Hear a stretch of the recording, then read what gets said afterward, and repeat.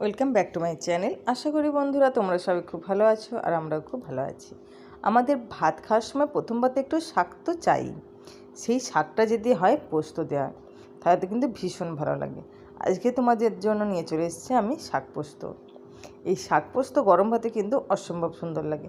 আজকে আমি নিয়েছি নোটে শাক। দেখো শাকটাকে আমি ভালো মতন করে আগে পরিষ্কার করে ছোট্ট ছোট্ট টুকরো করে কেটে নিয়েছি। দেখতেই পাচ্ছ কত সুন্দর শাকটা, পরিষ্কার একদম ঝরঝরে। আর শাকটার সঙ্গে আমি নিয়েছি পোস্ত। এখানে আমি 4 টেবিল স্পুন পোস্ত নিয়েছি। পোস্তটা কিন্তু এখনও শুকনো। আর শাকটা কিন্তু আমি ধুয়ে নিয়েছি, দেখতেই পাচ্ছ ভালো মতন করে বড় জায়গার মধ্যে জল দিয়ে 2-3 বার ভালো মতন করে শাককে ধুয়ে নিয়েছি। এরপর নিয়েছি কড়াইয়ের মধ্যে দিয়ে দিচ্ছি পরিমাণ মতন জল। এখানে আমি বড় কাপের 1 কাপ জল নিয়েছি। জলটা গরম হওয়ার পর ওর মধ্যে দিয়ে দিচ্ছি আমি নুন। এখানে আমি বড় চামচের 1 চামচের মতো নুন দিচ্ছি। নুন দেওয়ার পর ওর মধ্যে আমি পুরো শাকটা দিয়ে দেবো।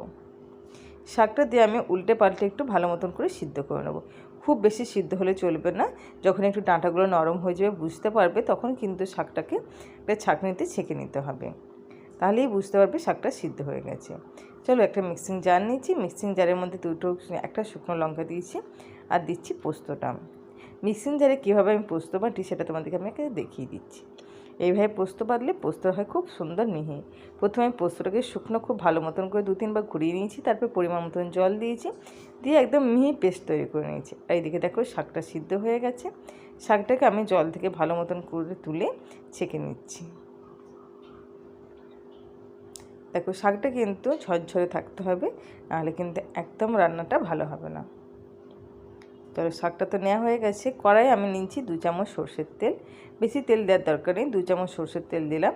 তেল দিয়ে ভালো মতন করে শাকটাকে একটু নাড়াচাড়া করে নেবো, একটু ভাজা ভাজা করে নেব। 2 থেকে 3 মিনিট ভাজলেই কিন্তু শাকটা ভাজা রেডি হয়ে যাবে। দেখো শাকটা ভাজা হয়ে গেছে। এবারে আমি ওই পুরো পোস্ত বাটাটা দিয়ে দেবো। পেস্টটা দিয়ে দিলাম আর ওর মধ্যে একটু জল দিয়ে পুরোটা একটু নাড়িয়ে নিয়ে সেই জল দেওয়া পোস্তটা দিয়ে দেবো। চলো সমস্তটা দিয়ে দেওয়া হয়ে গেছে। এবারে একটু ভালো মতন করে পুরো জিনিসটাকে আমি মিশিয়ে নেবো, পোস্ত আর শাকটা।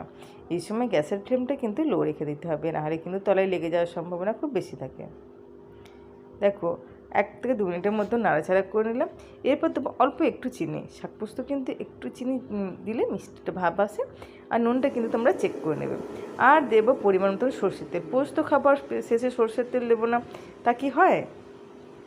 দেখো তাহলেই কিন্তু একদম সুন্দরভাবে রেডি হয়ে গেল শাক পোস্ত। গরম ভাতে পাতের প্রথমে যদি এরকম শাক পোস্ত পাওয়া যায় জাস্ট জমে যাবে।